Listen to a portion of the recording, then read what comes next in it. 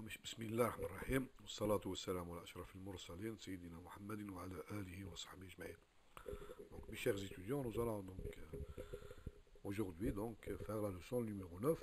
Donc, ce sont toujours des exercices sur les séries à termes positifs.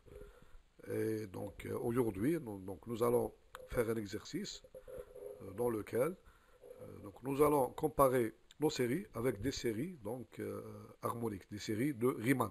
Ce sont les séries qui s'écrivent sous la forme 1 sur, dans le terme général, UN est égal à 1 sur n à la puissance lambda. Voilà. Donc أعزائي الطلبة الآن الدرس تاع اليوم الدرس التاسع سوف نقوم فيه ببعض التمارين 4 تمارين بالضبط وين ندرسوا نوعية تاع السلاسل. النوعية هذه الطريقة اللي راح نطبقوها شفنا في الدرس الثامن. الطريقة اللي طبقناها هو مقارنة او نحاول نبرهنوا بلي السلسله نتاعنا الحد العام تاع السلسله يكون يكافئ حد عام تاع سلسله هندسيه سيري جيومتريك. اليوم ان شاء الله راح لدراسه نوعيه السلسله ندرسوا نبرهنوا باللي السلسله نتاعنا الحد العام تاع السلسله نتاعنا يكون مكافئ لسلسله بصح سلسله من نوع ريمان معناها 1 على n على بويسونس لامدا. هذا هو. Bon, dans cet exercice, donc l'exercice numéro 3, donc on nous dit étudier la nature des séries dans le terme général UN, donc dans le terme général UN, voilà, dans le terme général UN est donné ci-dessous.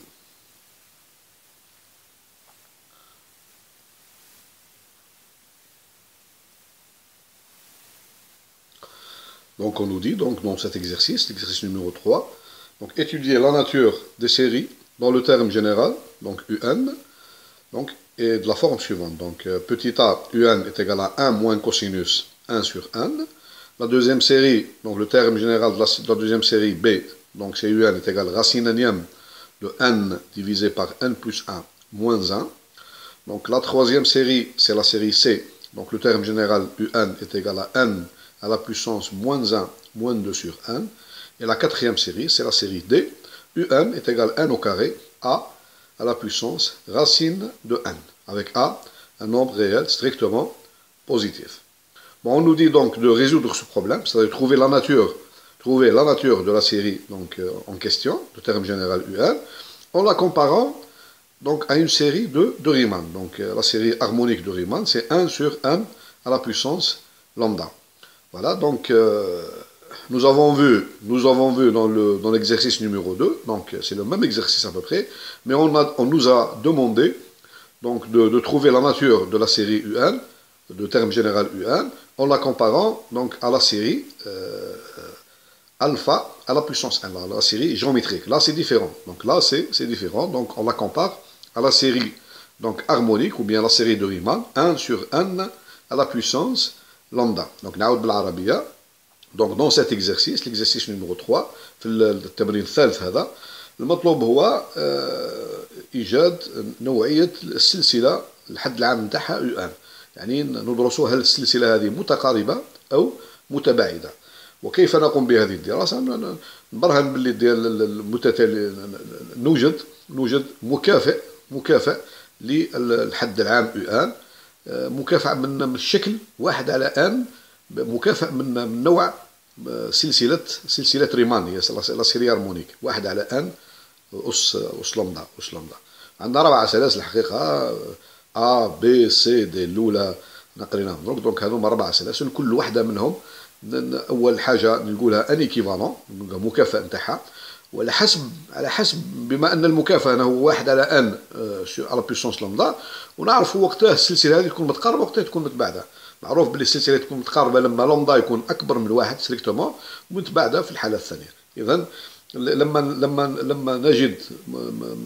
لما نجد مكافئ للحد العام تاع السلاسل تاعنا A B C D، المشكل تاعنا تقريبا تحل. هذا هو. إذا دونك نبداو بالسلسلة الأولى.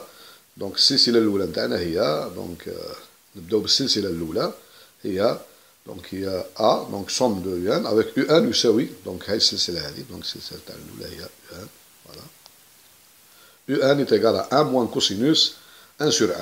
Bon, نزيد نعاود نفكر دونك هنا نفكر الطريقة اللي نتكلموا عليها. دونك نحاول دونك on va essayer dans cette partie-là de démontrer que UN est équivalente à 1 sur n à la puissance lambda. Lambda à trouver. Donc dans cet exercice, dans chaque partie A, B, C ou D, on va essayer de trouver quel lambda en question. Si on arrive à trouver ça, le problème est résolu. إذا كان لقينا تكافؤ هذا فالمشكل تاعنا تحل تماما. هناك ملاحظة. donc هنا donc il y a une remarque importante donc ici, c'est que pour résoudre ce type de problème باش نحلوا النوع تاع لازمنا نكونوا نعرفوا بصفة تامة. il faut bien connaître donc la notion d'équivalence. donc التكافؤ العلاقة التكافؤ لازم نعرفوا كيف نتعاملوا معها. donc je vais conseiller les étudiants qui ne maîtrisent pas cette notion de revenir donc au cours du temps commun. Ils vont trouver donc il y a tout un cours sur l'équivalence des suites et l'équivalence des fonctions.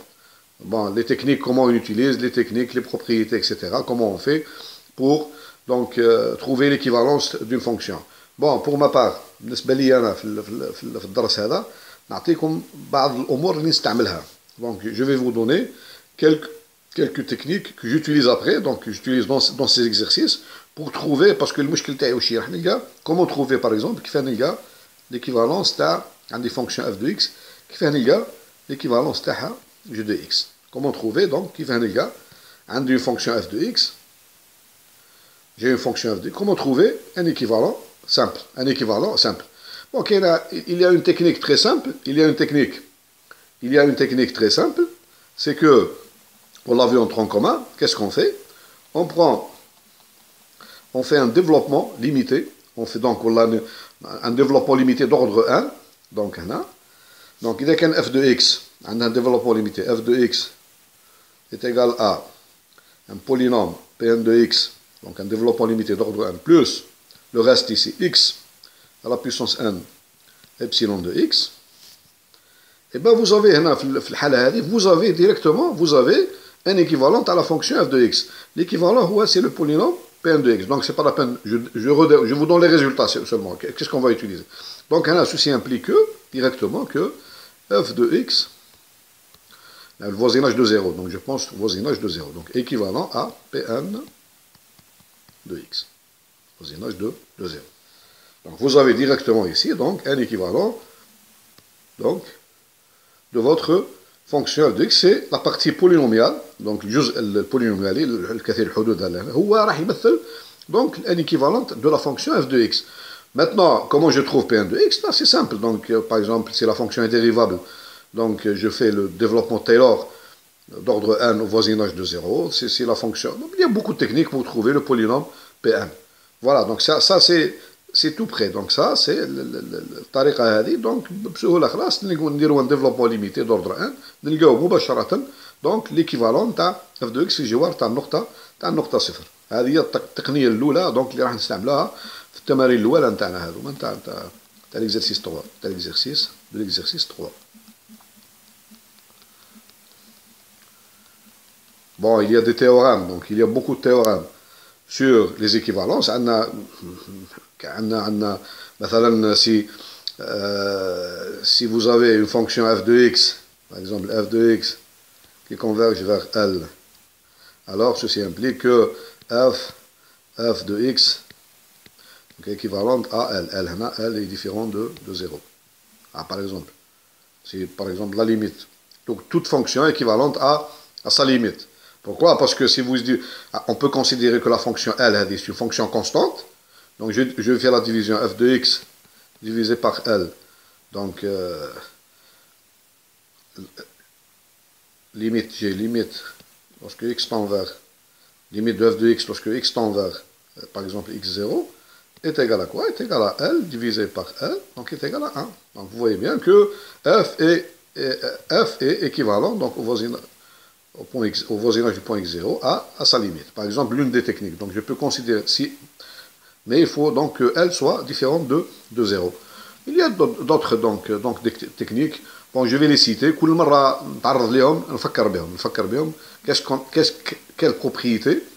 Quelle propriété on a utilisé pour donc trouver l'équivalence. Bon, je vais commencer par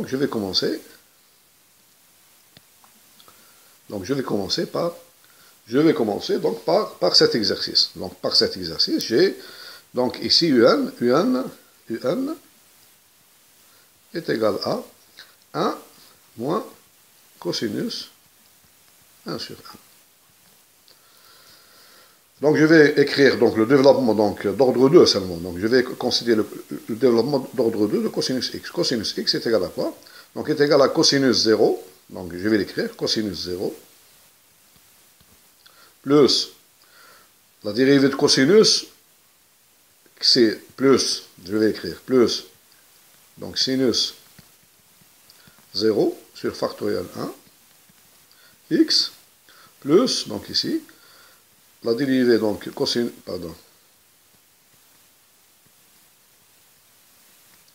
cosinus seconde au point 0, divisé par factoriel de x2, plus ici x2, epsilon de x.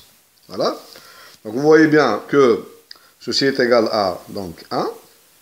Sinus 0, c'est 0. Donc qu'est-ce qu'il me... Cosinus, la dérivée de sinus, donc la dérivée de cosinus, pardon, ici c'est... Ici j'ai la dérivée de cosinus. La dérivée de cosinus, c'est moins sinus. Donc ça, c'est moins sinus. Et je dérive une deuxième fois, donc moins sinus. La dérivée de sinus, c'est cosinus. Donc je trouve ici, donc la deuxième ici. Donc ceci est égal à 1, moins. Donc la dérivée deuxième d'ordre 2 de cosinus au point 0, c'est moins 1. Moins, donc ici, x2 sur 2 plus x2 epsilon de x. Donc ceci implique que cosinus x moins 1 est égal à moins x2 sur 2 plus x2 epsilon de x. Et finalement, qu'est-ce que je trouve? Je trouve que 1, donc 1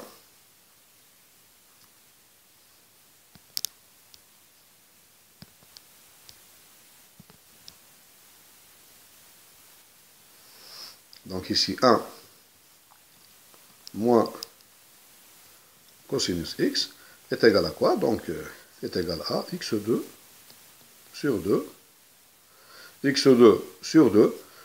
Ici, moins x2, c'est la même chose. Donc plus x2 epsilon prime de x avec epsilon prime de x. Epsilon prime est égal à moins epsilon. Bon, l'essentiel, c'est que donc j'obtiens le développement limité de 1 moins cosinus x. Donc développement limité de 1 moins cosinus x. Lorsque je remplace, donc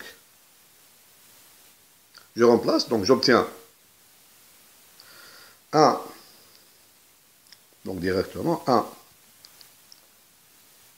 moins cosinus 1 sur 1 est égal à quoi? Donc, on a trouvé maintenant, est égal à, donc je vous rappelle, donc ceci est égal à quoi? Donc est égal à, donc x2 sur 2. Donc est égal à x2 sur 2. La variable ici, c'est 1 sur 1. Donc c'est x2 sur 2. Donc 1 sur 1 au carré, divisé par 2, plus 1 sur, donc c'est 1 sur 1 au carré, epsilon 1 sur 1. L'essentiel, c'est que ma fonction 1, c'est ça ce que je veux, 1 moins cosinus 1 sur 1, elle est équivalente à quoi? Donc à 1 demi. Donc ceci est égal à quoi? Est égal à 1 demi de 1 sur 1, 2. Donc c'est le résultat qui m'intéresse. Ça c'est lorsque 1 tend vers l'infini. Voilà. Regardons donc, c'est quoi? Donc, j'ai ici donc la série 1 sur 1, 2 est convergente. Pourquoi ça? Parce que c'est de la forme, la série de Lyman, 1 sur n à la puissance lambda, avec lambda qui est égal à 2, qui est strictement supérieur à 1. On a vu que donc, la série de Riemann, donc lorsque lambda est strictement supérieur à 1, c'est une série qui est convergente. Bon, cette série, elle est convergente. Je la multiplie par n demi. Je la multiplie par un scalaire. Donc elle reste convergente. Ceci implique que la série somme donc n demi 1 sur n au carré, elle est aussi convergente. Et finalement, j'ai 1 moins cosinus 1 sur n est équivalent à, donc qu'est-ce qu'on a dit? On a dit n demi de 1 sur n au carré. La série n demi 1 sur n au carré est convergente. Donc les deux propositions, ceci m'implique que la série 1, pardon, la série 1 moins cosinus 1 sur n, elle est convergente aussi. Voilà. C'est tout donc pour cet exercice. Bon, maintenant, donc, on va voir donc, le point B. Donc, on va étudier donc, la série somme des UN. Donc, avec UN égale racine n de n divisé par n plus 1 moins 1. La même chose, donc, comme on a dit tout à l'heure. Donc, on va essayer de trouver donc, un équivalent de UN de la forme 1 sur n à la puissance lambda. Donc, lambda ici, lambda à calculer. Voilà, donc on va chercher donc, un équivalent de UN de la forme 1 sur n à la puissance lambda. Voilà comment il faut faire. On va voir. On va essayer d'écrire autrement UN. Donc on a UN. UN est égal à, donc je vais écrire, est égal à n divisé par n plus 1. La racine n par définition, c'est à la puissance 1 sur n, moins 1. La racine n par définition, c'est x à la puissance, racine n de x, c'est x à la puissance 1 sur n. Bon, ceci est égal aussi, ceci est égal à, donc je vais l'écrire autrement, donc ceci est égal à 1 sur, donc je vais l'écrire autrement, 1 divisé par, je vais l'inverser, n plus 1 divisé par n. Donc j'inverse ici. Donc lorsque je mets 1 sur, donc avant c'était n divisé par n plus 1. Si j'inverse, ça devient n plus 1 divisé par 1. Parce que vous avez, en général, vous avez, par exemple, vous avez en général x est égal à 1 sur x. On a cette formule-là, donc c'est clair. Pourquoi? Parce que vous avez 1 sur x est égal à 1 multiplié par x divisé par 1. Vous voyez, ceci est égal à x. Donc vous avez n sur n plus 1. Si vous l'inversez, il faut donc inverser. Donc c'est n plus 1 sur 1. Voilà, donc ceci, c'est simple à voir.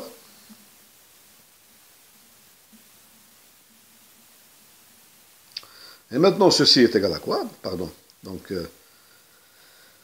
tout ceci, donc il faut bien sûr, tout ceci à la puissance, bien sûr, à la puissance 1 sur n moins 1. Et ceci est égal à quoi? Ceci est égal à quoi? Vous avez 1 sur n plus 1 sur n. Donc maintenant, ceci est égal à quoi? Vous avez 1 sur x, bon, pardon, je vais l'écrire. vous avez 1 sur x est égal à quoi? On peut l'écrire aussi, est égal à x moins 1. Est égal à x moins 1. Par conséquent, ce terme-là, donc ce terme-là est égal à, ceci est égal à, ceci est égal à, donc à n plus 1 sur n, le tout à la puissance, donc j'ai moins 1 sur n. Et n'oublions pas le terme moins 1. Voilà.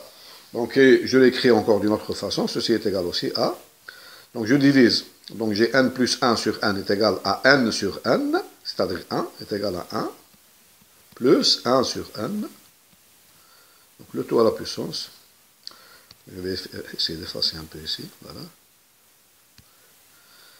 Voilà. Le tout à la puissance, moins 1 sur n, moins 1. Donc je vais l'écrire, donc un, mon un est égal à, donc un est égal à, le dernier résultat que j'ai trouvé, 1 plus 1 sur n, le tout à la puissance, moins 1 sur n, moins. Voilà l'expression de un. Bon, maintenant, je vais l'écrire autrement, donc un est égal à, donc un est égal à, donc j'ai 1 plus 1, donc ce terme-là, voilà, bon, je vais l'écrire en fonction de l'exponentielle et de logarithme, donc est égal à exponentielle, pardon, bon, est égal à exponentielle, voilà, exponentielle, j'exprime ce terme-là, c'est donc le premier terme, exponentielle de logarithme, voilà, de 1, donc le log de tout, hein, donc le log de tout, de 1 plus 1 sur n, le tout à la puissance, moins 1 sur n, et le tout, n'oublions pas que c'est le tout est égal à moins 1. Donc ceci est égal à quoi aussi? Est égal à, donc exponentielle,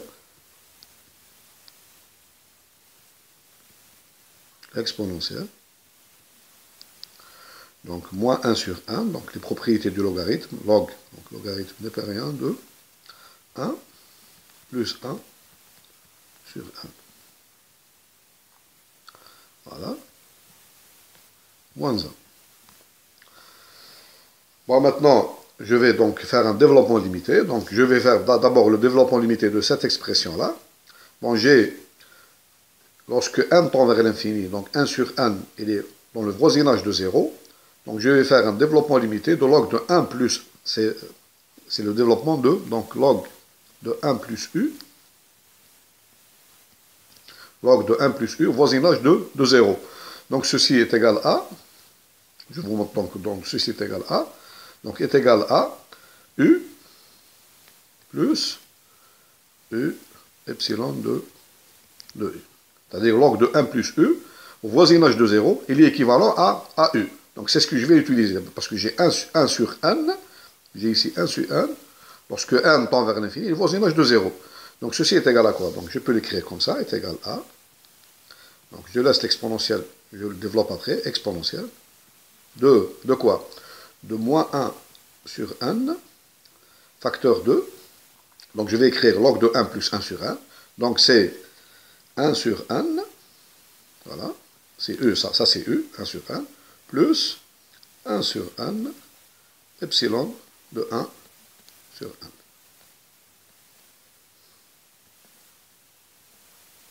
Et n'oublions pas le moins 1. Ceci est égal à quoi? Donc je vais développer encore, donc est égal à exponentielle.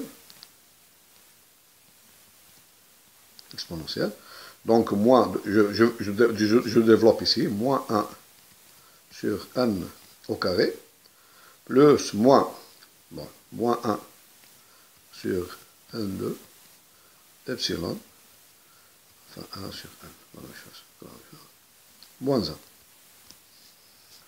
Maintenant, je vais encore développer l'exponentielle, la fonction exponentielle.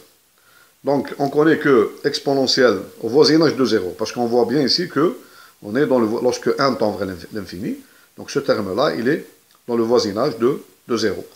Donc qu'est-ce que j'obtiens? J'obtiens donc, j'ai exponentielle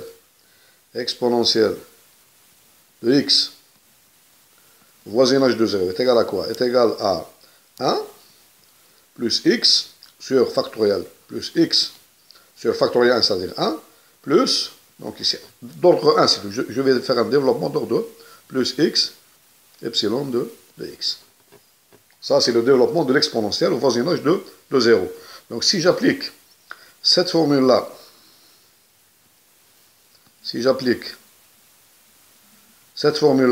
à l'exponentielle moins 1 sur 1, 2, à cette fonction-là, qu'est-ce que j'obtiens? J'obtiens donc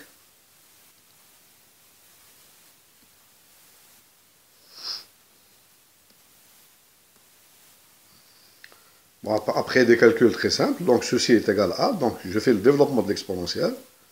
Donc je fais développement de l'exponentielle. Donc qu'est-ce que j'obtiens? Ceci est égal à, donc ceci est égal à, donc 1, donc on a dit 1 plus x, c'est-à-dire moins 1 sur 1 au carré, moins 1 sur 1 au carré, et plus ici un terme, donc si je fais les calculs, il me reste donc 1 sur 1 au carré, epsilon 1 par exemple, de 1 sur 1. Voilà. Qu'est-ce que ça veut dire ça? Donc maintenant, vous voyez bien que moins 1, ceci est égal à quoi? Donc 1 moins 1, donc ça s'annule. J'obtiens finalement moins 1 sur 1 au carré, moins 1 sur 1 au carré, plus 1 sur 1 au carré, epsilon 1 de 1 sur 1. Voilà. Donc, que veut dire cela? Cette formule-là. Que veut dire cette formule-là? Cette formule-là, je l'ai dit tout à l'heure, donc ceci implique que, alors, donc, qu'est-ce que je peux conclure? Que UN, qui est égal à, je rappelle, racine énième de n divisé par n plus 1, moins 1, elle est équivalente à quoi? Donc à moins 1 sur n au carré. Moins 1 divisé par n au carré. Bon, donc la série, donc maintenant remarquons que la série 1 sur n au carré est convergente. Pourquoi? C'est la même chose, parce qu'ici, donc on a ici, c'est de la forme 1 sur n lambda, avec lambda égale 2, qui est strictement supérieur à 1. Cette série, elle est convergente. D'autre part, on a dit que si une série est convergente, si je la multiplie par n'importe quel nombre alpha, donc elle reste convergente. Ceci implique que la série moins 1 sur n2, elle est aussi convergente. Pourquoi? Parce que je l'ai multiplié par le terme général, je l'ai multiplié par un scalaire qui est égal à moins 1 ici. Donc elle reste convergente. Et d'autre part, donc on a ici racine énième de n divisé par n plus 1. Donc elle est équivalente à moins 1 sur n2. Et puisque la série, cette série-là, moins 1 sur n2 est convergente, ceci implique que la série somme, donc la série donc racine énième n divisé par n plus 1, c'est la racine énième.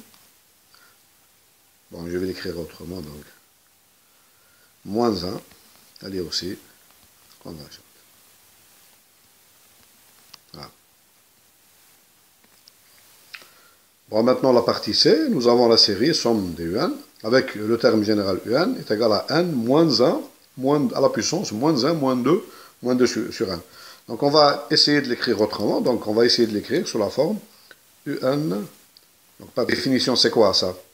C'est l'exponentielle E à la puissance, moins, moins 1, moins 2 sur n, multiplié par logarithme népérien de 1. Et je fais le calcul. Donc, ceci est égal à quoi? Est égal à, donc, exponentielle. Donc, moins, donc nous avons donc moins log de n, voilà.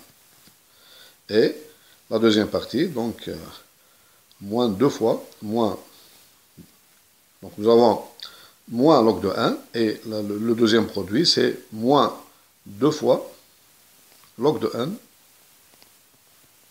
divisé par 1. Tout ceci, c'est dans la puissance. Donc ceci est égal à quoi? Ceci est égal à, donc je fais mes calculs. Donc cette fonction e à la puissance donc, est égale à la première, c'est 1 sur e à la puissance, donc log de 1. Et la deuxième, donc multiplié par, donc exponentielle de, donc moins 2 fois, log de n, le tout divisé par n. Voilà. Donc ceci est égal à quoi aussi? Ceci est égal à, donc 1 sur e à la puissance log de n, c'est 1 sur n, 1 sur n, multiplié par, donc le deuxième, c'est exponentielle de, donc moins 2 log de n sur n. Voilà. Maintenant, voyons la limite de cette fonction, donc de cette fonction, voilà, lorsque n tend vers l'infini. Lorsque n tend vers l'infini, donc ce terme-là, nous avons log de n sur n, donc ce terme-là, il va tendre vers 0. Donc tout ce terme-là, moins 2 log de n sur va tendre vers 0. Et par conséquent, donc l'exponentielle va tendre vers 1. Et donc, nous avons un divisé par 1 sur n est égal à, donc exponentielle de moins 2 log de n sur n, qui va tendre, vers 1 lorsque n tend vers l'infini. Et ceci, qu'est-ce que ça m'implique? Ça m'implique que un est équivalent à 1 sur n. Or, qu'est-ce qu'on connaît? Donc, qu'est-ce qu'on a obtenu comme résultat? Donc, on a obtenu comme résultat un est équivalent à 1 sur n. Or, la série, cette série-là, elle est divergente. C'est une série de Riemann qui est divergente. Pourquoi? Parce qu'elle est de la forme somme 1 sur n à la puissance lambda, avec lambda égale 1. Ici, lambda, on a dit que la série de Riemann, donc elle est convergente lorsque lambda est strictement supérieur à 1. Lorsque lambda est inférieur ou égal à 1, c'est une série qui est divergente. Donc, puisque cette série, donc, ceci m'implique que les deux m'impliquent que ma série, somme des un, elle est divergente. Elle est divergente. Bon, maintenant, nous allons donc étudier la série numéro 4, la série D, donc, qui est dans le terme général un est égal à n au carré a racine carrée de n, avec a strictement positif, parce que pour pouvoir définir la fonction a racine carrée de 1.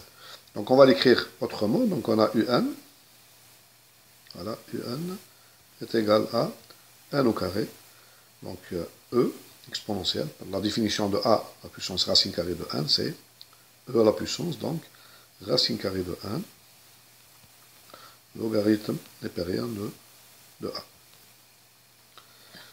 On voit très bien ici que si, donc, premièrement, donc, petit a, donc, 1, le cas où a, si a égale 1,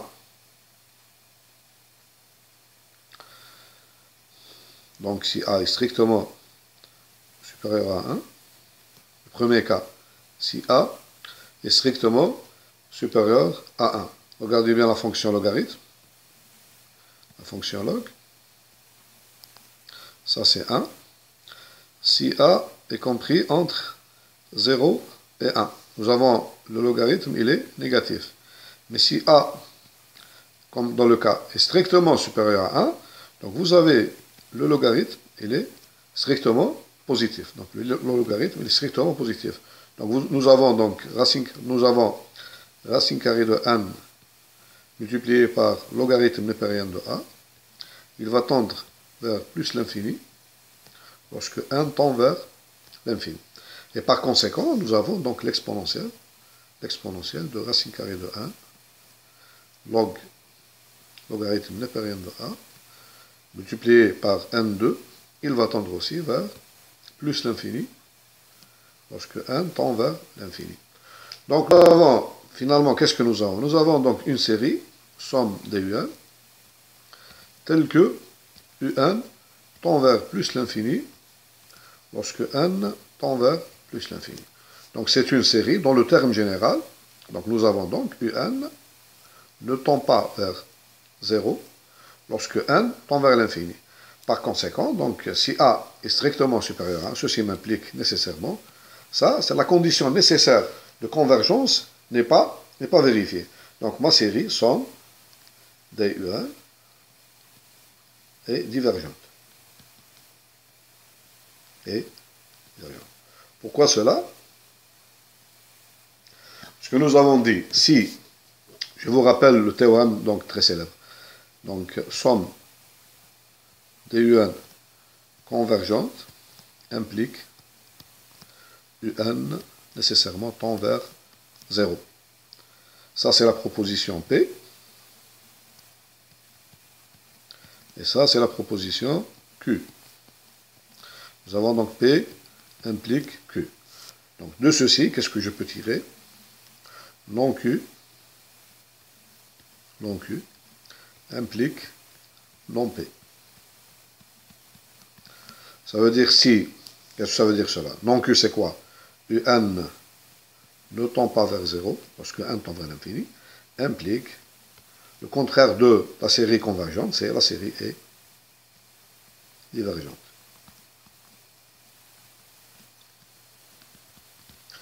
Par conséquent, donc, le premier cas, si A est strictement supérieur à 1, alors ceci m'implique que ma série est divergente.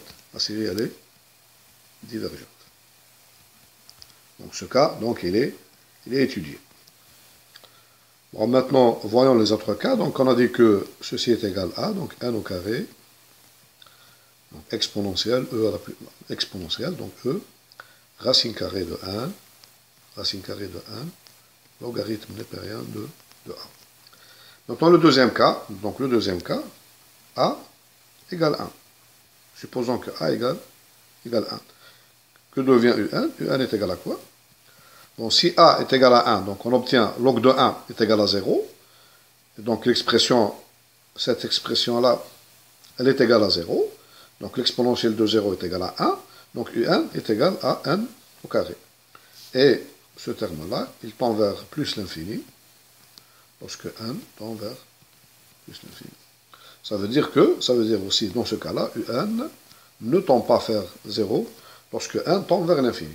Donc ceci m'implique, dans ce cas aussi, que ma série, donc aussi, elle est divergente. Donc dans les deux cas, si A est supérieur ou égal à 1, alors la série n2 à la puissance racine carrée de n, elle est divergente. Donc c'est une série qui est... Bon, maintenant on va étudier donc le troisième cas. Donc A est compris entre 0 et 1. A est compris entre 0 et 1. Donc la même chose ici. Donc on a donc UN est égal à donc n au carré exponentielle de exponentielle de racine carrée de n, pardon ici n2 exponentielle de racine carrée de n log. Bon, je me suis trompé ici, donc pardon, mais c'est la même chose, pardon, c'est ça, oui, voilà, c'est ça, bon, c'est correct. Donc qu'est-ce que je fais maintenant? Donc ici, donc on va essayer donc de comparer aussi donc ma série UN, de terme général UN, avec une série donc de Riemann, une série de Riemann. Donc calculons à quoi est égal n au carré multiplié par UN. Ceci est égal à quoi? Est égal à n à la puissance 4, e à la puissance, donc racine carrée de n, logarithme népérien de a. Et n'oublions pas que a, j'ai pris a, compris entre 0 et 1. Bon. Bon, ceci est égal à quoi? Donc, je l'écris sous la forme suivante. N à la puissance 4 divisé par e à la puissance, moins, donc racine carrée de 1, logarithme népérien de a. Voyons un peu l'expression, donc racine carrée de n, ou bien moins racine carrée de 1, logarithme népérien de a. Bon, cette expression, puisque a, il est compris entre 0 et 1, ceci m'implique que log de a, il est négatif. Dans ce cas, log de a, bon, je vais l'écrire ici, je vais le voir ici, la fonction logarithme, donc elle passe par log de 1 égale 0. Si a, maintenant a, est compris entre 0 et 1, vous voyez bien que le logarithme, ça log de a, il est donc négatif, il est négatif.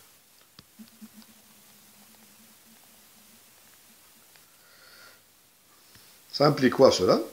Donc, log de a est négatif, donc ça m'implique que moins log de a, il est positif. Il est positif. Ça implique que donc toute cette expression-là, donc j'ai ici donc ce terme-là, bon, je vais l'écrire autrement. Donc je vais l'écrire est égal à quoi? Est égal à n à la puissance 4 divisé par, donc je vais l'écrire autrement, l'exponentielle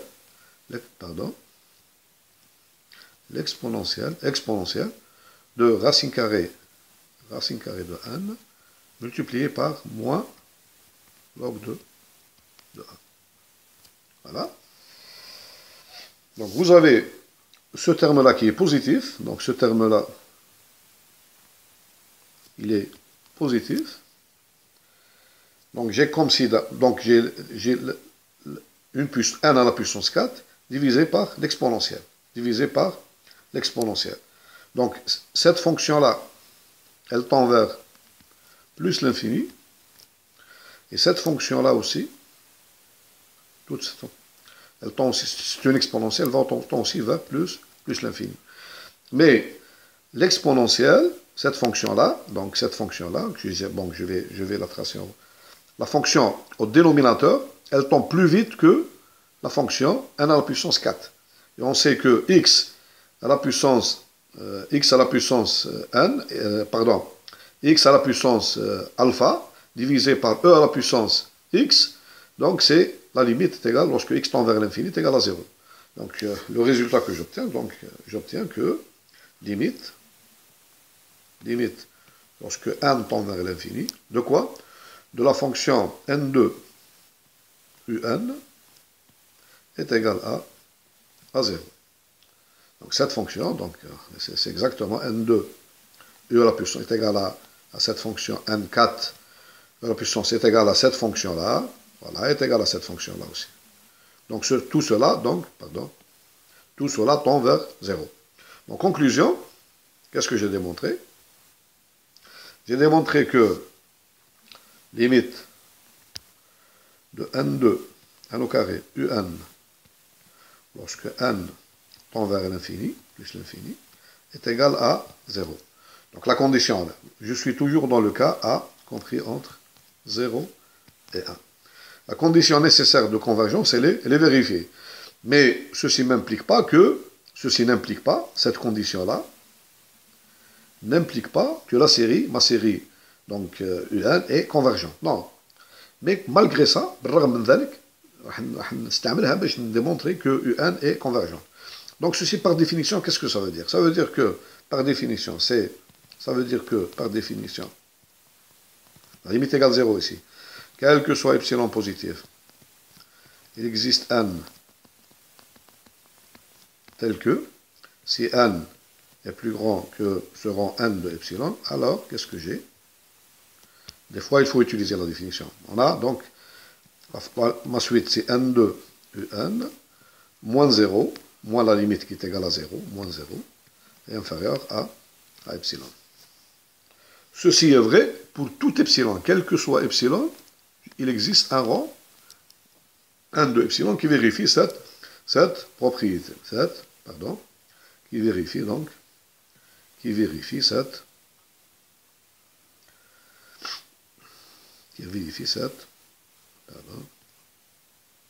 propriété.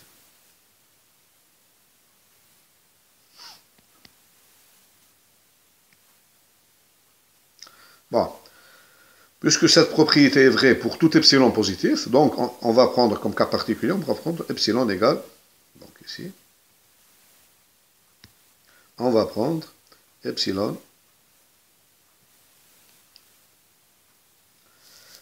pardon,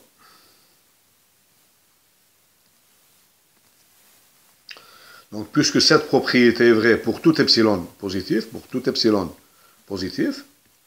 donc on va prendre comme cas particulier, elle est vraie pour tout epsilon positif, donc elle sera vraie aussi, epsilon égale 1.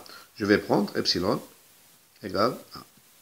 Qu'est-ce que j'obtiens? Alors, il existe un rang n de epsilon tel que, pour tous les n qui sont plus grands que n de epsilon, donc j'applique ici, qu'est-ce que j'obtiens? Donc n de un, valeur absolue. Remarque ici, valeur absolue de n de un est inférieur à, donc à quoi? Epsilon égale 1 ici, inférieur à 1.